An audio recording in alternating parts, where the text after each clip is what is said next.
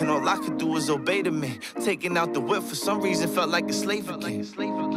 And he ain't finding no shame in it. Them late nights up in the bar drinking his Jameson. Hates the life he lives and hates the man that became of him. And he just take it out on me. But what I say to him seems like he's stuck in the corner, whether we right or wrong. So exercising freedom of speech is only in writing songs. Tell us keep the peace and they use the peace when they piece us off. And we supposed to keep our cool and act like it don't piece. Bonjour à tous et bienvenue dans une nouvelle vidéo dans la vie d'un étudiant. Pendant 24 heures environ, on va passer une journée ensemble dans laquelle on va pouvoir travailler sur nos objectifs personnels, nos objectifs universitaires aussi. Et je propose d'ailleurs qu'on commence par ça parce qu'honnêtement le plus dur en cette période de confinement, c'est de travailler à distance, de travailler nos cours alors qu'on n'est pas dans un environnement de travail adéquat. Je propose qu'on commence par ça et puis ensuite on pourra attaquer le reste de nos objectifs qu'on a à accomplir dans la journée. Et si vous êtes prêts, et ben on est parti. Vous savez que je travaille à 100% avec la méthode flashcards, c'est-à-dire que je ne révise pas mes cours comme tout le monde en surlignant mes cours, mais en faisant des flashcards avec une application dont je vous parle souvent également qui s'appelle Anki. Donc je travaille essentiellement sur l'ordinateur avec cette application. Donc là vous voyez, il y a Anki qui est prêt. Je vais partir en faisant 1 heure de flashcards. Et ensuite, je pourrais commencer à me tester avec les flashcards que j'aurais créés sur mon cours. Pour ceux qui veulent plus d'informations sur cette méthode, j'en ai fait une vidéo dans laquelle je parlais de Anki. Je vous mets le lien dans le petit i juste en haut. On commence. Cop corruption and weapons of mass destruction while fighting with foreign countries that make me sick to my stomach. So when the president gone, get the one that you never wanted. Who you gonna pick to run it? You gonna have Trump in the office? Make America great, yeah, that's really a great discussion. 12 years a slave, we supposed to shake it off like it's nothing. Worry about the republic, they worried about their budget with their hands up. Ok, donc j'ai fait la première étape de ce que je voulais faire. En réalité, mes révisions, elles sont divisées en 2 étapes.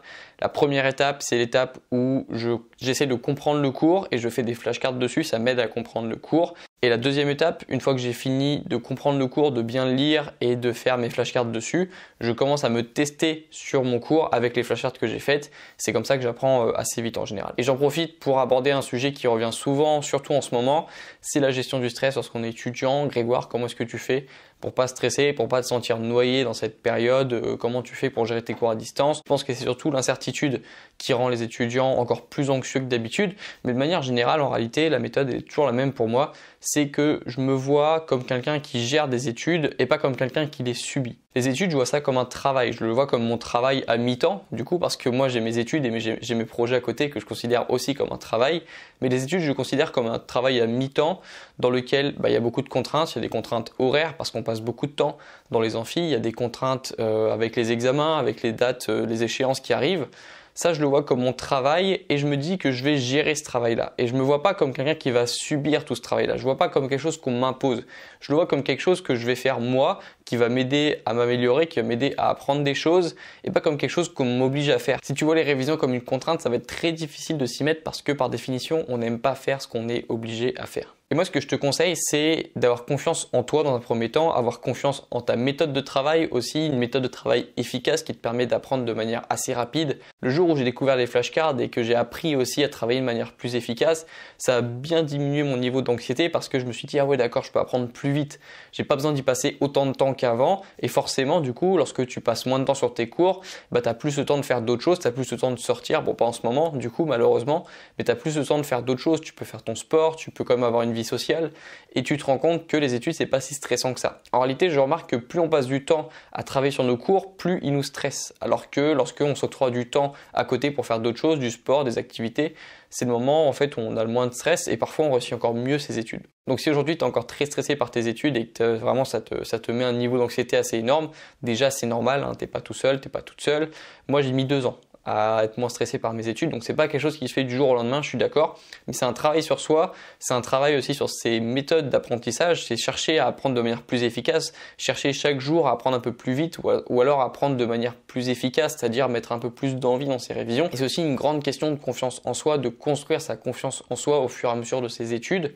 Lorsqu'on se dit qu'on est capable de le faire, on a déjà fait la moitié du chemin en réalité. Et j'en profite pour citer Henry Ford, une citation que j'aime beaucoup, qui disait que dans tous les cas, que tu t'en penses capable ou non, tu as raison. Donc à partir d'aujourd'hui, tes études, tu vas les gérer et tu vas pas les subir.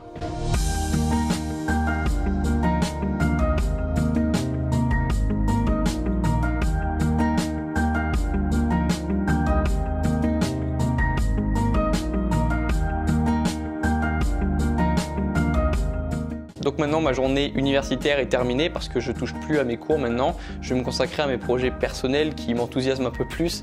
Donc je vais gérer mes réseaux, c'est-à-dire que je vais gérer mon compte Instagram, ma chaîne YouTube, je vais répondre aux commentaires et je vais aussi organiser un live Instagram maintenant. Et ce soir, j'écrirai l'email que j'enverrai demain. En ce moment, j'envoie un mail tous les jours à ma newsletter. Si tu veux t'inscrire, c'est le premier lien en description. Tu vas apprendre des choses chaque jour pour être plus efficace, prendre plus de plaisir à apprendre aussi. On parle de tellement de sujets que je peux pas tout te dire aujourd'hui, mais tu verras, ça va pas te décevoir si tu t'inscris. Moi, je te montre maintenant comment ça se passe lorsque j'organise un live Instagram. Hop, c'est bon, il est 18 h. Le trépied est prêt et puis moi je vais me poser là et puis on va pouvoir commencer le live. Allez, on se voit en live.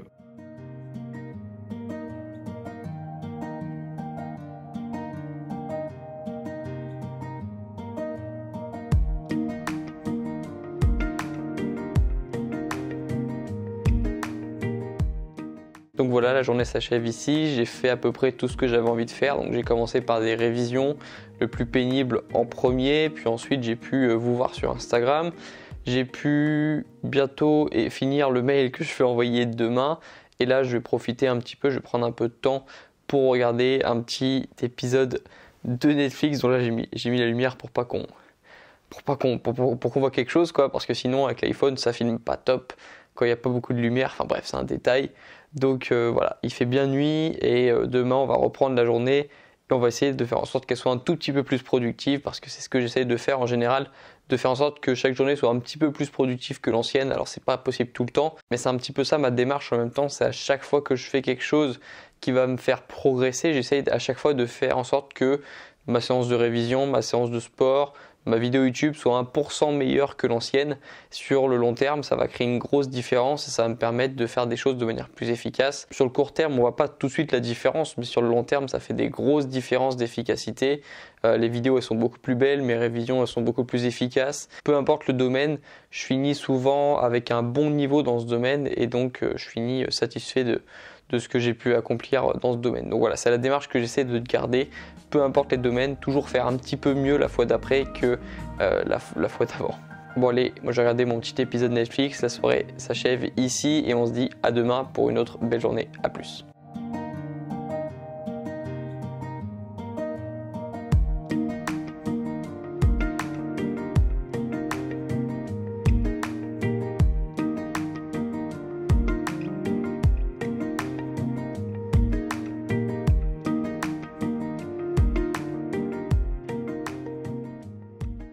Voilà, donc la journée d'aujourd'hui va ressembler légèrement à celle d'hier et comme elle était déjà similaire à celle d'avant-hier et d'avant-avant-hier parce que moi j'aime les routines en réalité. Je trouve que la routine c'est une démarche intelligente, c'est quelque chose qui est pour moi la meilleure façon de progresser lorsqu'on a envie d'atteindre ses objectifs et c'est pas quelque chose qui va nous enlever tout plaisir, qui va faire en sorte que oh là là, toutes les journées vont se ressembler. Je pense que lorsqu'on aime ces journées, lorsqu'on aime la façon dont on organise ces journées, on a envie qu'elles se répètent le plus possible.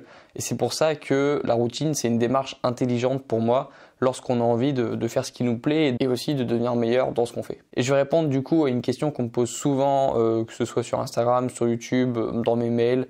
C'est comment est-ce que je m'y mets? Comment est-ce que je fais pour me poser sur un bureau, faire l'effort de travailler? Comment est-ce que je fais si je fais des vidéos, je sais pas, pour faire l'effort de me mettre de faire la vidéo, d'allumer une lumière, de faire tout ce qu'il faut pour me mettre à faire une vidéo? Comment est-ce que je fais pour me mettre au sport si j'ai la flemme, pour me mettre en tenue? C'est toujours le même concept, c'est comment est-ce que je fais pour m'y mettre, faire la première action qui va me mener à mon objectif. Et pour répondre à cette question, j'ai un concept important dont il faut que je te parle, c'est le concept de la friction au démarrage. C'est quelque chose d'extrêmement important et c'est à cause de cette friction justement que beaucoup de personnes n'atteignent pas leurs objectifs ou n'arrivent pas à s'y mettre ou remettent toujours à plus tard. La friction, c'est une force naturelle qui va t'empêcher de faire quelque chose, qui va te ralentir dans l'accomplissement de quelque chose, qui va te donner envie d'abandonner la chose que tu avais envie de faire. Par exemple, si un jour tu t'étais motivé à courir et que voilà, tu es prêt, tu as mis tes affaires, il te manque plus que tes chaussures et juste avant de courir, tu te rends compte que tu as oublié tes chaussures ou que tu les retrouves plus, ça c'est une friction au démarrage, c'est quelque chose qui rajoute un nouvel obstacle dans l'accomplissement de ton objectif et ça va t'énerver, tu vas te dire ah c'est bon, ça me saoule, déjà que c'est compliqué d'y aller, il fait pas beau, j'ai pas mes affaires et en plus je trouve pas mes chaussures, bon allez c'est bon, je reste chez moi. Ça c'est un exemple de friction au démarrage. Un autre exemple de friction au démarrage, lorsque tu veux réviser par exemple, Tu te mets sur ton bureau, tu prépares tes affaires, etc. Et puis là, tu allumes ton ordinateur et puis tu te rends compte qu'il n'a plus de batterie, que tu n'avais pas pensé à le recharger la veille. Ça, c'est un exemple de friction de démarrage. C'est un petit détail, mais c'est quelque chose qui va t'embêter parce que voilà, tu voulais t'y mettre maintenant, sauf qu'il y a eu un élément qui t'a empêché de t'y mettre maintenant. Ça, c'est une friction au démarrage et ça peut carrément t'empêcher de réviser. Ça peut te donner envie d'arrêter et puis tu avais la motivation, tu étais prêt. Et puis là, à cause de ça, du coup, tu n'as plus envie de le faire. Je pense que tu as compris ce concept de friction. En réalité, il existe dans plein d'autres domaines. Moi, je me rappelle que lorsque je commençais mes vidéos, comme par hasard, au moment où je commençais mes vidéos, boum, il y avait le voisin qui commençait à faire de la musique. Ça, c'est une friction au démarrage. C'est encore plus compliqué ça parce que c'est une friction extérieure à toi. Tu peux pas travailler dessus, tu peux pas contrôler. Je peux pas contrôler le moment où mon voisin fait de la musique, par exemple.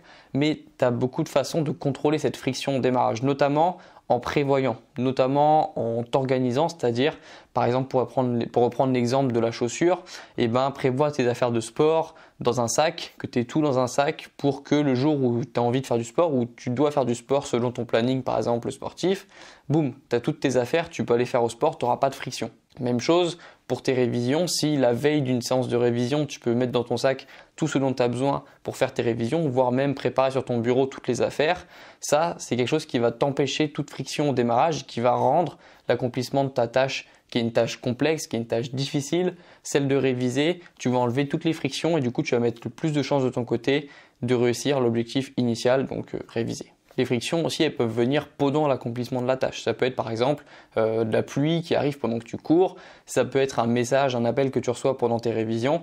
Dans ce cas, moi je te conseillerais plutôt, je ne sais pas, de te mettre en mode avion, de te rendre indisponible pour éviter toute friction avant l'accomplissement de la tâche difficile et pendant l'accomplissement de la tâche difficile. Après, c'est pas grave si tu as de la friction après avoir accompli ce que tu avais à faire parce que tu as déjà fait le plus difficile et ça te dérange pas d'avoir un appel, d'avoir autre chose.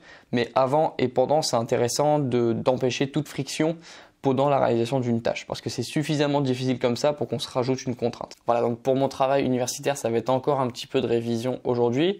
Ça va être aussi pour mes réseaux, pour mes projets personnels, la création de vidéos, la création de contenu, la rédaction d'un email, peut-être que ce soir je vais faire un podcast.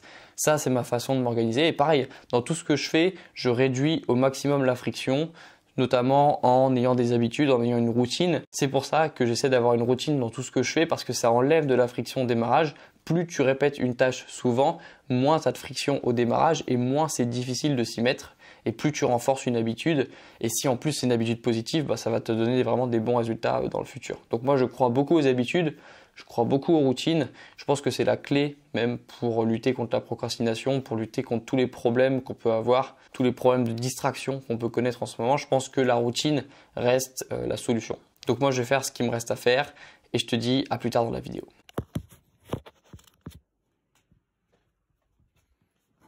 Voilà, donc j'ai reçu les colis qui vont grandement m'aider pour mes projets, qui vont m'aider carrément à passer à l'étape supérieure. Là, je pense qu'il est grand temps de monter mes projets au niveau supérieur. On est bientôt 10 000 sur cette chaîne et il y a encore énormément de choses à faire. Et pour ceux qui se demandaient si je commençais à avoir plus d'idées, de vidéos, de projets pour plus tard, sachez que je n'ai même pas encore commencé. Il reste de belles choses à faire.